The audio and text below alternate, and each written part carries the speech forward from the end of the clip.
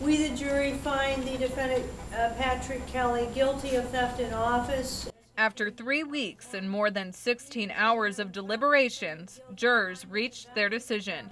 Pat Kelly leaves the courtroom in handcuffs. There was never a penny that was taken in cash that was spent on anything but that campaign. If you wanted a copy of a certain record from 2010 or whatever, I can provide you with that record. I believe that I was entitled to purchase those suits. Jurors decided Pat Kelly was guilty of 18 of the 25 charges.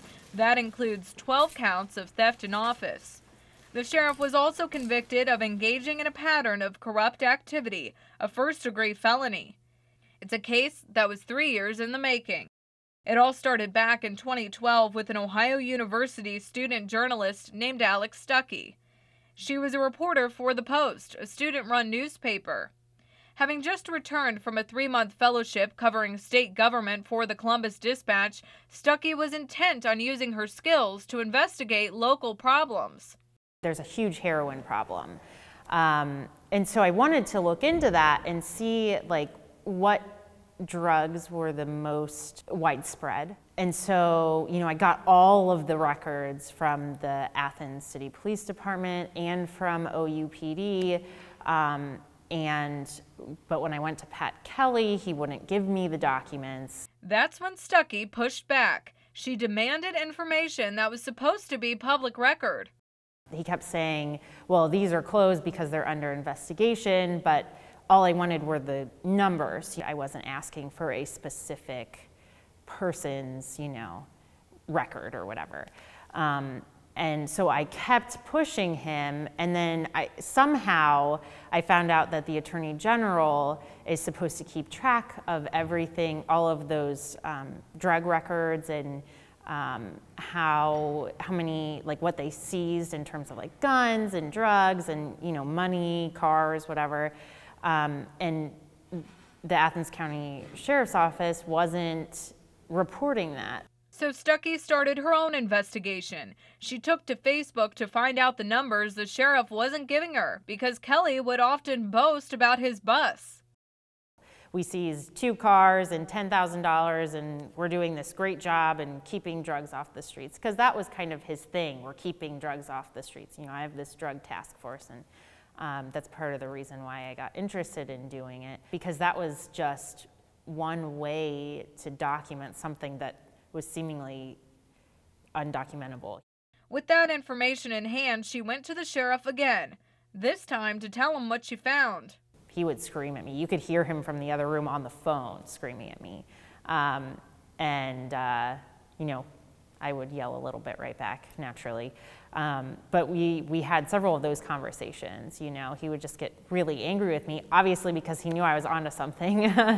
After 4 months of research, Stuckey published her article, Drug Under the Rug. It pointed out specific instances where the sheriff's reports to the Attorney General were inaccurate. When the AG's office saw the article, they called Stuckey. They were starting an investigation. This wasn't the only investigation into an Ohio sheriff accused of corruption. Former Delaware County Sheriff Walter Davis resigned after a similar investigation in 2012. While that case never went to trial, Delaware County Prosecutor Carol O'Brien gives us some idea of what it's like to investigate your own county sheriff. It was a puzzle on how we were going to conduct an investigation, because to investigate the sheriff, you have to get someone from outside. Getting someone from outside requires getting more and more people involved. When you're investigating someone, you don't necessarily always want them to know. So it became a real struggle to make sure it was being done the right way and not being leaked, and it was interesting. O'Brien says what is different about this type of case is the publicity. The highest-ranking cop in her county is now out of office. The whole affair was very disheartening. There was a real lack of morale in the sheriff's office during the time that this was going on. The deputies felt like there was no one they could really look up to and trust. They were all worried for their jobs. It was very, very difficult for the deputies, and it was very difficult for the prosecutors to work with the deputies, because they'd ask them, prosecutors would ask the deputies to do some more work and be told, no, we can't do that. The sheriff said we can't do that. In Athens County, Sheriff Kelly refused to resign, and thus a 2-year investigation led to a 25-count indictment and trial. Among the charges, theft in office, corruption, and tampering with evidence. Pat Kelly has denied these allegations from day one. On the day he was indicted, the sheriff read a statement to me and other media. I have not committed or attempted to commit a criminal act, nor have any of my employees.